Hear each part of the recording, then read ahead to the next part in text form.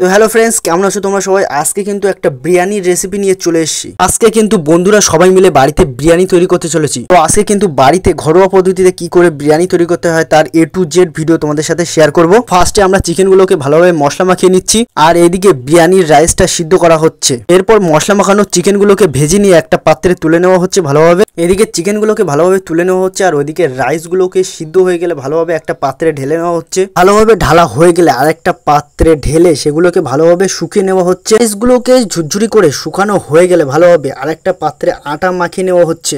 আটাটা মাখানো হচ্ছিল বিরিয়ানির হাঁড়ি চারি সাইডে ভালোভাবে আটকে দেওয়ার জন্য। আর আমরা এই সব বন্ধুরা মিলে একসাথে পিকনিকটা করছিলাম। এরপর কিন্তু বিরিয়ানি রান্নার জন্য সবকিছু রেডি করে নেওয়া হচ্ছে। চিকেনগুলোকে বিরিয়ানির ওপর দিয়ে দেওয়া হচ্ছে এক এক করে। এরপর কিন্তু সব মশলাগুলোকে খুব সুন্দরভাবে চিকেন দিয়ে দেওয়ার পরে বিরিয়ানির ওপরে মশলাগুলোকে দিয়ে দেওয়া হচ্ছে। এরপর কিন্তু ভাজি পেঁয়াজগুলোকেও এক এক করে খুব সুন্দরভাবে ওপরে দিয়ে দেওয়া হচ্ছে। আর এরপর কিন্তু বিরিয়ানির হাঁড়িটাকে মাখানো আটা দিয়ে খুব সুন্দরভাবে আটকে দেওয়া হচ্ছে চারি সাইড দিয়ে। ভালোভাবে আটকানো হয়ে গেলে এবার রান্নার জন্য বিরিয়ানি বসিয়ে দেওয়া হলো। তো ফাইনালি কিন্তু আমাদের বিরিয়ানি রান্নাটা এখন কমপ্লিট হয়ে গেল।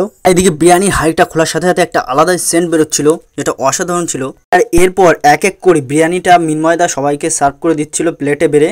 বিরিয়ানিটা প্লেটে বাড়ার সাথে সাথে একটা আলাদাই সেন্ট আসছিল, যেটা সত্যি অপূর্ব ছিল। তো আজকে তোমাদের ফুল A to Z বিরিয়ানি তৈরি করার রেসিপিটা দেখালাম। তোমরা এইরকম করে বাড়িতে কখনো বিরিয়ানি তৈরি করে খেলে অবশ্যই আমাকে কমেন্ট করে জানিও। এখন আমরা কিন্তু খাওয়াটা স্টার্ট করে দিলাম। তো ফার্স্টে আমি চিকেনটা নিয়েছি। চিকেনটা সত্যি অনেকটা সফট ছিল, আর এদিকে পেঁয়াজ কুচি ছিল। এদিকে সবাই খাওয়া স্টার্ট করে দিয়েছিল আমাকে রেখেই।